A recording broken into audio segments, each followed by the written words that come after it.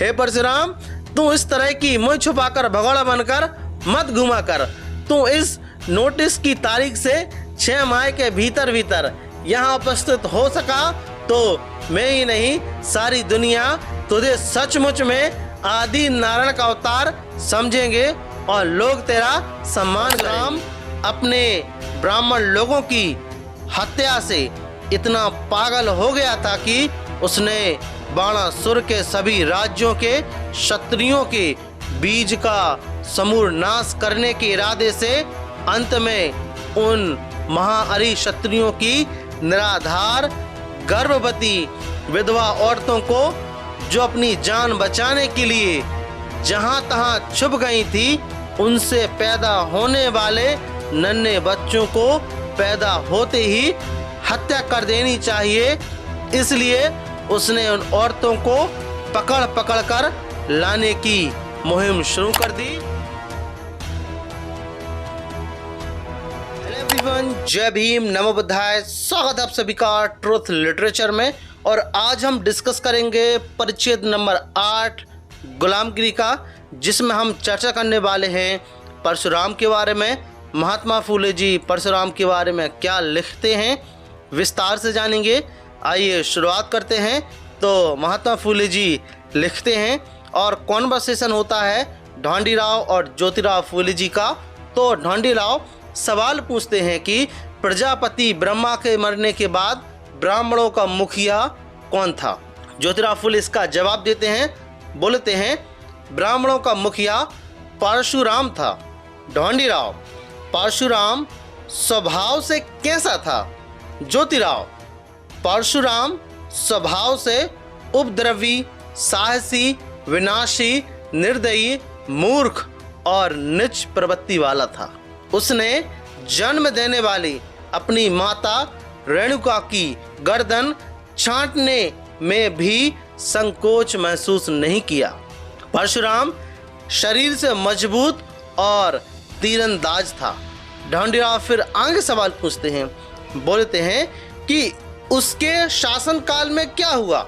ज्योतिराव, प्रजापति ब्रह्मा के मरने के बाद शेष महाअरियों ने, जिनको महात्मा फूले महार बोल रहे हैं, ब्राह्मणों के जाल में फंसे हुए अपने भाइयों को गुलामी से मुक्त कराने के लिए परशुराम से 21 बार युद्ध किया। वे इतनी जिद से युद्ध लड़ते रहे कि अंत में उनका नाम द्वैती पड़ गया और उस शब्द का बाद में अपभ्रंश दैत हो गया। यहाँ पर महात्मा फूले जी बता रहे हैं, जब परशुराम ने सभी महाअरियों को पराजित किया, तब उनमें से कई महावीरों ने निराश होकर अपने स्नेहियों के प्रदेशों में जाकर अपने आखिरी दिन बिताए। मतलब जंजुरी के खंडेराव ने जिस जगह रावण का सहारा लिया, उसी प्रकार नवखंडों के न्यायी और 7 आश्रय सभी कोकण के निचले भूप्रदेश में जाकर छुप गए और उन्होंने वहां अपने आखिरी दिन बिताए। इससे ब्राह्मणों में नफरत की भावना और भी गहरी हो गई।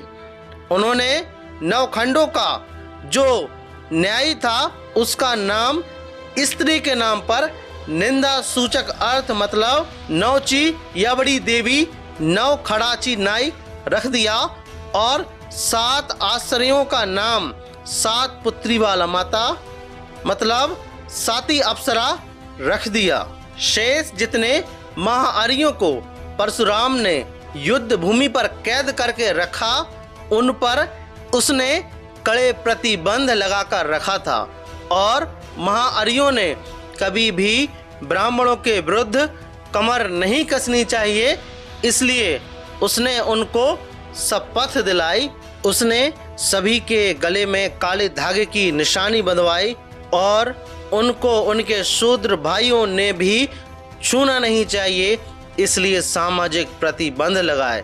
बाद में परशुराम ने उन महाअरि क्षत्रियों को अति शूद्र, अछूत, मतंग और चंडाल आदि नामों से पुकारने की प्रथा प्रचलित की। इस तरह से गंदे प्रचलन के लिए दुनिया में कोई भी मिसाल नहीं है। जैसे कि इस शत्रुतापूर्ण भावना से महार, मतंग आदि लोगों से बदला चुकाने के लिए उसने इस तरह के घटिया से घटिया तरकीबें अपनाई। उसने अपने जाति बिरादरी के लोगों को बड़ी बड़ी इमारतों की नींव के नीचे कई मतंगों को उनकी औरतों के साथ उनको खड़ा करके उनके बेसहाय चिल्लाने से किसी को अनुकंपा होगी, इसके लिए उनके मुंह में तेल और सिंदूर डालकर उन लोगों को जिंदी अवस्था में दफनाने की परंपरा शुरू की।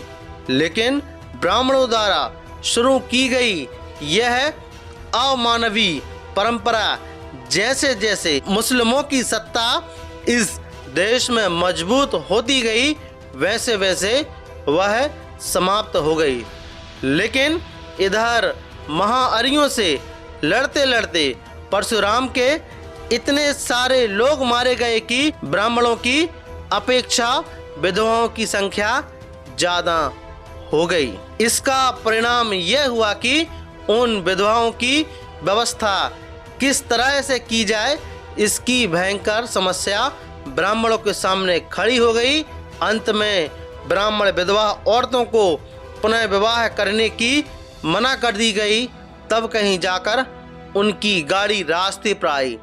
परशुराम अपने ब्राह्मण लोगों की हत्या से इतना पागल हो गया था कि उसने बाणासुर के सभी राज्यों के क्षत्रियों के बीज का समूल नाश करने के इरादे से अंत में उन महाअरि क्षत्रियों की निराधार गर्भवती विधवा औरतों को, जो अपनी जान बचाने के लिए जहां तहां छुप गई थी, उनसे पैदा होने वाले नन्हे बच्चों को पैदा होते ही हत्या कर देनी चाहिए।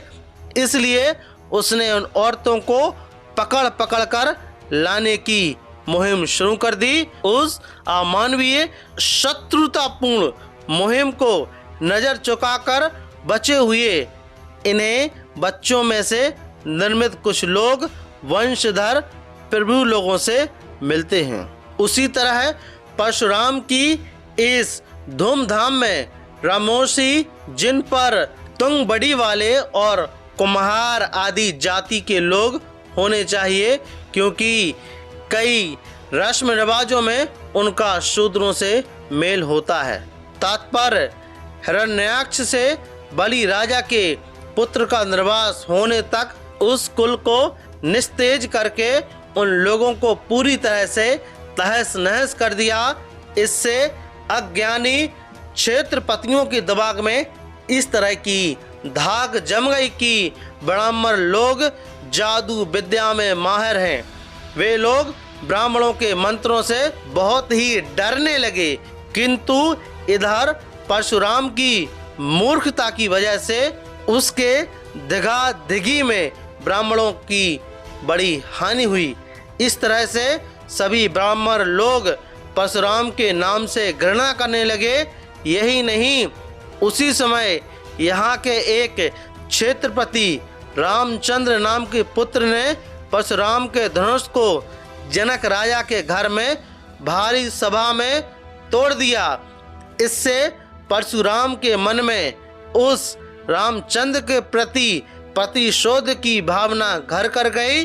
उसने रामचंद्र को अपने घर ले जाने का सुनहरा मौका देखा और रामचंद्र से रास्ते में ही युद्ध छेड़ दिया। उस युद्ध में परशुराम की करारी हार हुई। उस पराजय से परशुराम इतना शर्मिंदा हो गया कि उसने अपने सभी राज्यों का त्याग करके अपने परिवारों के साथ कुछ निजी संबंधियों को साथ लिया और कोकण के निचले भाग में जाकर रहने लगा। वहां पहुंचने के बाद उसको उसके द्वारा किए गए सभी बुरे कर्मों का पश्चाताप हुआ।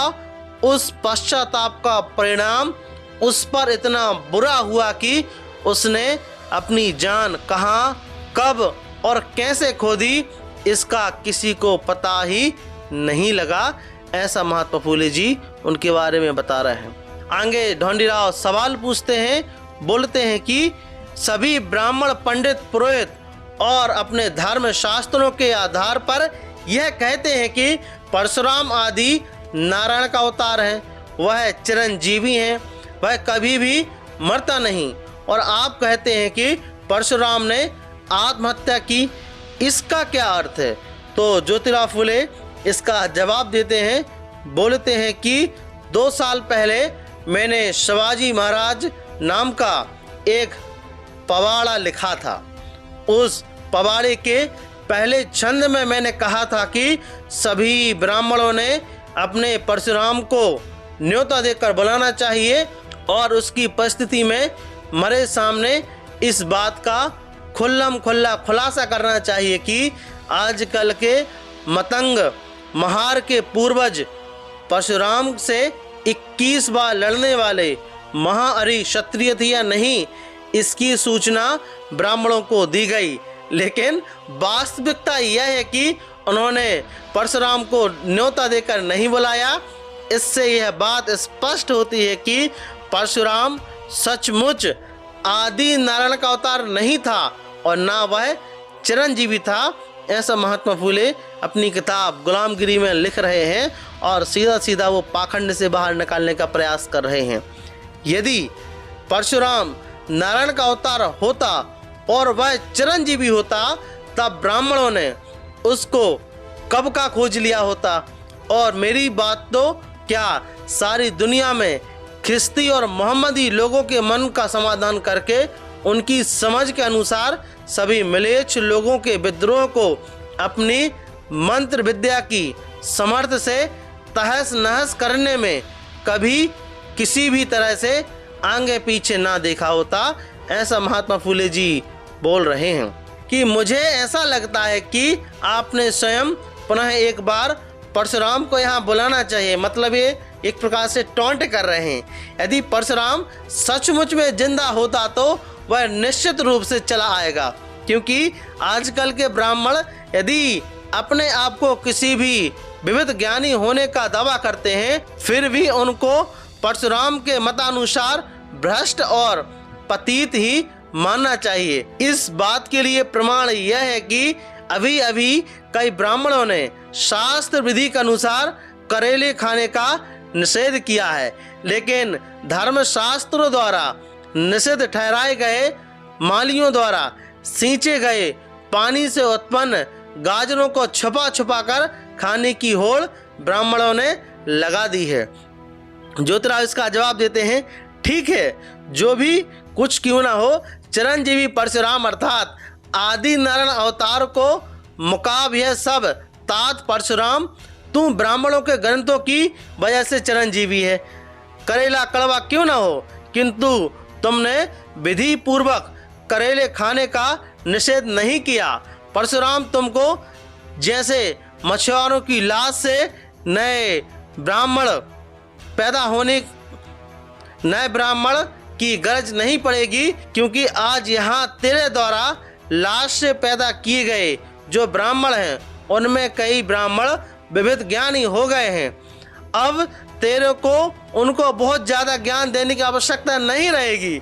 इसलिए हे परशुराम, तू यहाँ आ और जिन ब्राह्मणों ने शुद्ध मालियों के द्वारा खेतों में उत्पन्न गाजरों की खूब खाए, उन सभी ब्राह्मणों को चंद्रयान प्रायश्चित करके प्रायश्चित देकर उन पर तो मंत्रों के जादू की समर्थक से पहले जैसे कुछ चमत्कार अंग्रेज फ्रेंच आदि लोगों को दिखा दे, बस हो जाएगा।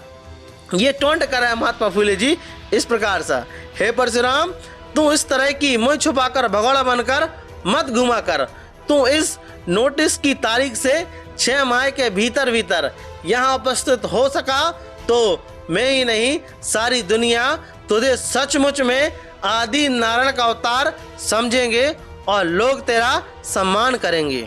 लेकिन तू यदि पैदा ना कर सका, तब यहाँ के महार मतंग जो हमारे महोत्सवा के पीछे छुपकर बैठे हैं, वे लोग तुम्हारे विविध ज्ञानी कहलाने वाले ब्राह्मण बच्चों को खींचकर बाहर ले आएंगे और उनके बेहाल करने में कोई कसर नहीं रखेंगे। इसका परिणाम यह होगा कि उनके भांडों के एक तारा तोड़ा एक तारी बांध की तार टूट जाएगी और उनकी झोली में पत्थर गिर जाएंगे।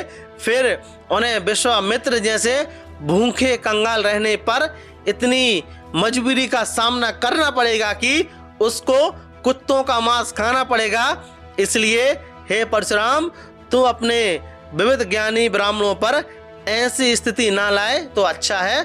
ऐसा महात्मा फूले जी बोल रहे हैं और टॉन्ट कर रहे हैं कि जो परशुराम थे वो कोई नहीं थे, सिर्फ इंसान थे, इसलिए वो मर गए।